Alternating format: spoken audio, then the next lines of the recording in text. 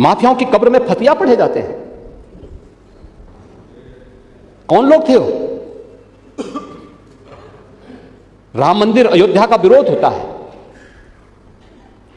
काशी विश्वनाथ धाम का विरोध किया गया, मथुरा वृंदावन के विकास का विरोध किया गया। तुष्टीकरण की पराकाष्ठा किस हद तक, जन्माष्टमी के पर्वों को थाने और जेलों में रोक दिया गया। एक ही तो पर्व था जो जेल में मनाया जाता था, समाजवादी पार्टी के समय में उस पर रोक लगा दी गई। कांवड़ यात्रा को रोकी जाती है। कांवड़ यात्रा में समाज का अंतिम पायदान पर बैठा हुआ व्यक्ति जाता है। शिव की बारात बोली जाती है। शिव की बारात का मतलब बिना भेदभाव के हर समाज का व्यक्ति जाएगा। वह कांवड़ यात्रा पे आप लोगों ने रोक लगाई थी, कहा दंगा हो जाएगा, यही बोलते थे। अयोध्या की 84 कोसी परिक्रमा को इन्होंने रोका था, और दीपोत्सव करने के लिए जब हम लोग अयोध्या गए थे, इन्होंने उसका भी विरोध किया था। कांग्रेस ने तो उच्चतम न्यायालय में कहा कि श्री राम और श्री कृष्ण तो मिथक थे। सुप्रीम कोर्ट में एफिडेविट दाखिल कर दिया।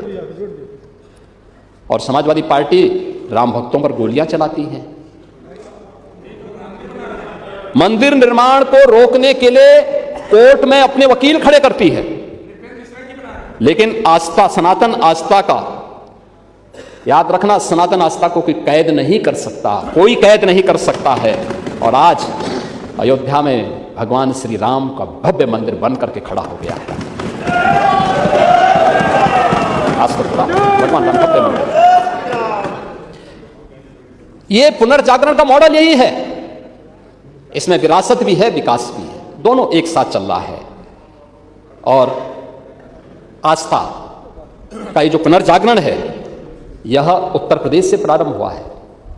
उत्तर प्रदेश भारत की आस्था का केंद्र बिंदु है। अगर भारत की आस्था की आत्मा कहें उत्तर प्रदेश को, कोई संयुक्ति नहीं। जिन्हें हम अयोध्या कह रहे हैं, जिसे हम काशी कह रहे हैं, जिसे हम मथुरा वृंदावन कह रहे हैं, जिसे हम प्रयागराज कह रहे हैं, ये केवल आस्था के केंद्र नहीं है। चित्रकूट, नैमिषारण्य, सुखतीर्थ, ये केवल आस्था के ही केंद्र नहीं है, ये राष्ट्र चेतना के भी केंद्र हैं। यही तो राष्ट्र चेतना के केंद्र हैं। अभी यूपी को कोई आप लोग समझ ही नहीं पा रहे हैं। अयोध्या की मर्यादा, जब भी दुनिया के अंदर मर्यादा की चर्चा होगी, अयोध्या की चर्चा होगी।